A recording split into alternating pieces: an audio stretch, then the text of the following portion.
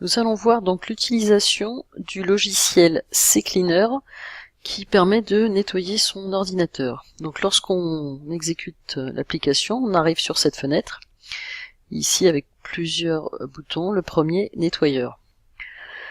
Par défaut, il propose de nettoyer certaines options dans Windows, l'application Internet Explorer, de supprimer les fichiers temporaires, l'historique de navigation, donc tous les sites sur lesquels vous avez été, les cookies qui sont des petits fichiers d'information conservés par les sites internet, et bon, plein d'autres choses. Et également ici, voilà, il va vous permettre de vider la corbeille et de supprimer également les fichiers temporaires qui sont utilisés par les applications.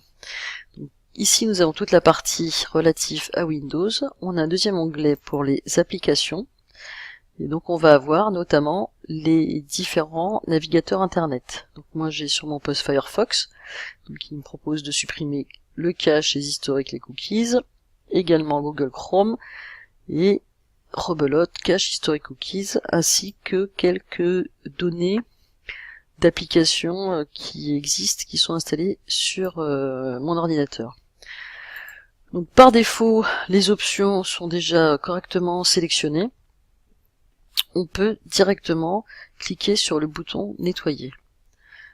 Voilà, cette action effacera définitivement les fichiers sélectionnés. Êtes-vous sûr? Continuez. Alors pour votre information, à partir du moment où vous supprimez les cookies de tous vos navigateurs internet, tous vos enregistrements, toutes vos deux sessions sont perdus.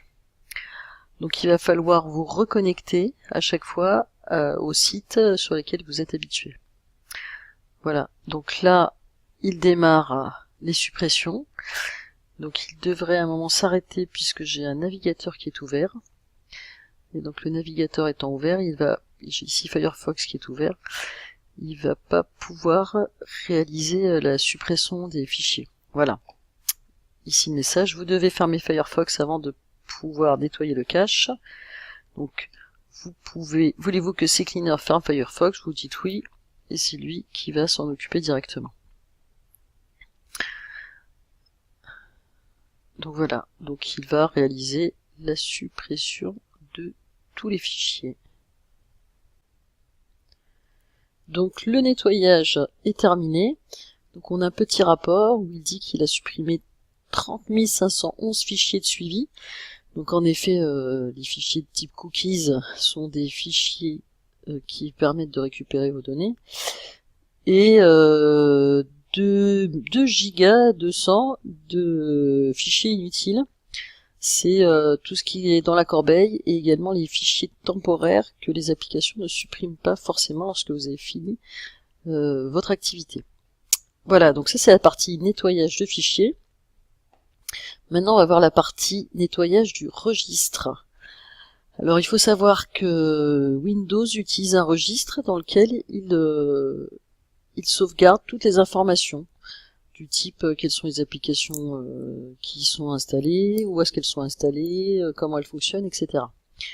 Et lorsqu'on installe et désinstalle des logiciels, ça crée des erreurs dans cette base, dans ce registre des applications. Donc on va cliquer sur le bouton chercher les erreurs pour démarrer une analyse. Et vous voyez que j'en ai quelques-unes.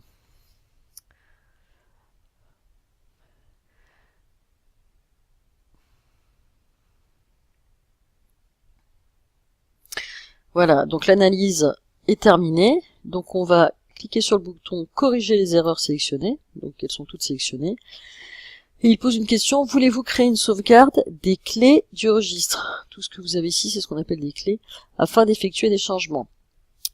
Alors, je n'ai jamais eu besoin de ces clés, car les nettoyages se sont toujours bien passés, mais je continue à enregistrer cette sauvegarde.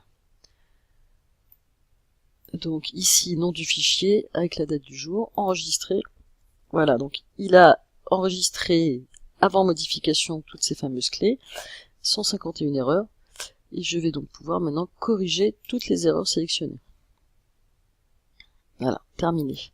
Alors il faut savoir que le nettoyage de la base de registre doit être fait en plusieurs fois. Tant qu'il découvre des erreurs, il faut relancer la recherche. Donc je recommence.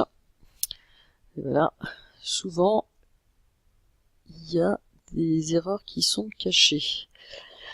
Donc voilà, il a terminé son analyse. Donc on recommence, corriger les erreurs sélectionnées. Voulez-vous créer une sauvegarde? Oui. Enregistrer, et là, corriger toutes les erreurs sélectionnées, fermer. Et je recommence, chercher les erreurs. Donc voilà, donc maintenant aucune erreur n'a été trouvée, donc le nettoyage de la base de registre est terminé. Donc on a vu le nettoyeur, le registre, les outils, on va passer dessus. Options, donc là vous avez les options qui vous permettent, si vous le désirez, d'ajouter ou de supprimer des menus au niveau de la corbeille, et qui vous permettent aussi, c'est ici, de cacher, je crois que par défaut c'est affiché, de cacher les messages d'avertissement ou de demander à ce que le programme se ferme après nettoyage. Bon, moi j'ai juste mis cette option cacher les messages d'avertissement. Voilà, on en a terminé avec le logiciel CCleaner.